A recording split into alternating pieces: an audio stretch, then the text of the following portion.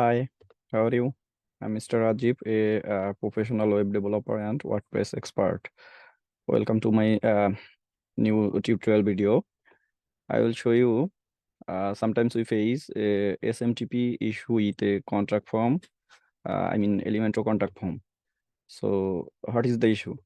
Actually, sometimes we create a contract form 100% properly, but some it's don't go to the mail when someone fill out the form, but we don't get the mail on the email box. Let's see. Here also have another form where we are facing same time of issue. Let's see the issue. So this is the form. I'm filling it out.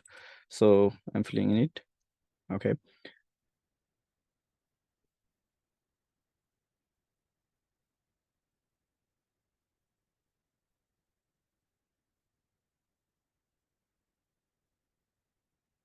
I have submitted this. You see, I have already connected a email here. Let's see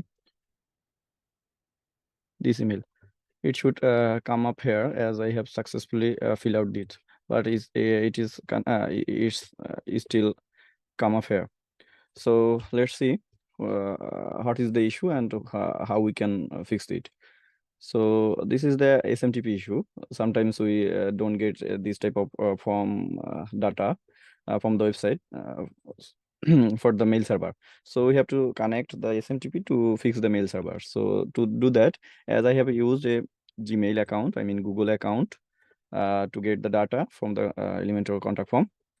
So I have to connect the Gmail server with the website form. So let's connect the SMTP server with the website. So let's start. So here I have a plugin. When I have searched SMTP, it's come up with the first position, WP SMTP by WP forms. So let's install it. Just click on here and activate. Okay, so let's get started. And if you scroll a bit bottom, you will see there have an option like Gmail or Google account there. Google Mail, the same. Just click on it and click on the save and continue button. I understand, continue. Then you will go to here. So there we need client ID, client secret, authorized redirect URL. So how we get this type of information? So let's click on here, read how to set up email mailer. Just click on here and you will get the instruction how you can connect it and how you get that. So as we didn't create any SMTP uh, server, Gmail API from this mail, so we have to create that firstly. So let's see where I have that. Just click on here, just go bottom, then Google documentation, and here is the Google Cloud Console. Okay, sorry, I have to change the email. Whose email I will use? I will use this one. Okay, okay, this is the option. So I have to check it, agree and continue. If you see that, I'm opening it, new tab. Okay, so Google Cloud Platform, I'm here.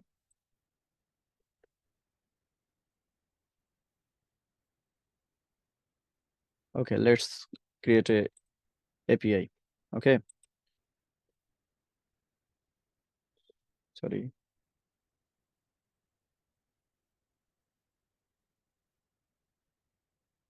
Okay, so this is blank. This is a blank email I have created to show here. Uh, so let's connect. So we have to create here, create project that created here, and I'm just giving here a name like this one. This one is subdomain. So go to here and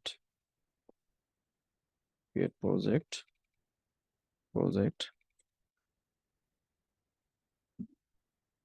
Just delete it and create it.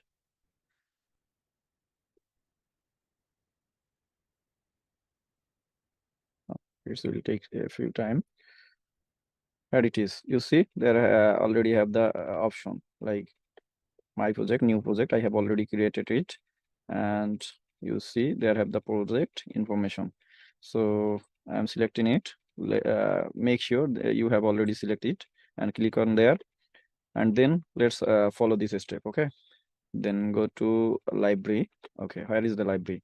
So if you click on there, API and services, and here have the option like library. Okay, then how they say it? Gmail API, search here. Gmail API.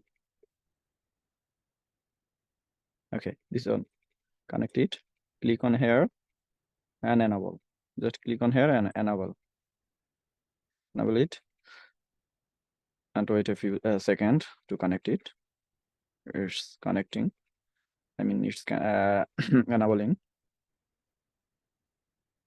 Okay. So what the next step? Create credential. So click on there. Click on here, please. And you have there have a option like Gmail API. Make sure this you have selected this one, Gmail API, and then the option user data. Select this and next. Here up the next. Then go to bottom. App information. Just keep a name here. Like I'm keeping here again here a unique name. You can use that. Then go to here and here is the email. Whose email you want to use. So make sure you are using this email. Okay. Whose email you will I mean use for the form. So I'm this one. Okay, then logo. I think no need to upload logo, but if you want to upload logo, you can do that. Question developer, then developer email address. I think same email. Okay, then save and continue. Okay, based on there. Wait, then what they said? Your restricted scopes. Your restricted scopes. Then save and continue. Save and continue. And save and continue. And there have option authorization client ID. So click on there, web development, select web application, web application, and there you can name. So you can say name, I just keeping this name. Okay, then go to bottom and keep the link.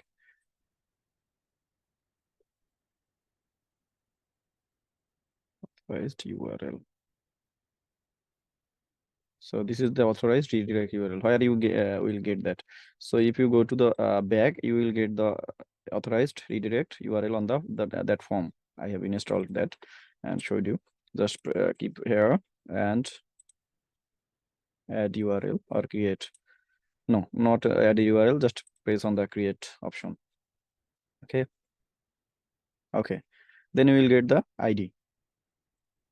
Go bottom and you can hide this. Copy it and press on there. Client ID. So this is the client ID and done. Okay, then you will get the option where you will get that here. So let's see API and click on there, enable API, and you will let's see credential and press on there and you will get the client secret. Okay, copy it and paste it on here. Just go to back and make sure you have connected this. Let me check it. Okay, go to back, hot the site, enable, and this is enable done, and go to make external patient app, this on user, and you have to connect it. So go there where we can get that. Click on there. Sorry. Cloud solution. Back, go to back, and there have, I think, this one. Authentication is consent screen, and you will see there have option publish app. Just click on there and confirm. Make it. So if you did this, if you already done this, then we can go to there and connect it. Press on there. I have already keep the information here. And which email we used for that, this one. So select on and advanced, click on advanced and go to unsafe and continue. That's it. Okay, so it's successfully authorized. Go to back and you will see there have option. Just save and continue. Save and continue.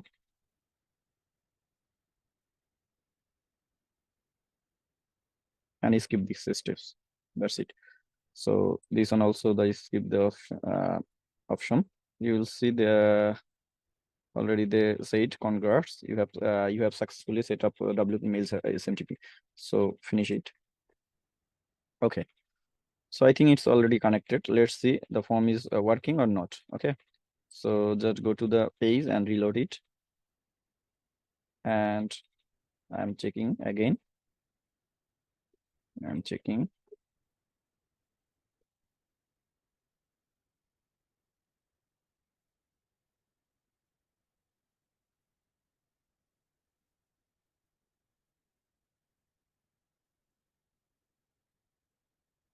Just go to there and let's see.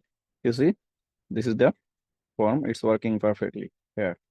I think you got my point, and successfully we have already connected the form with the SMTP server, and this is working right perfectly right now.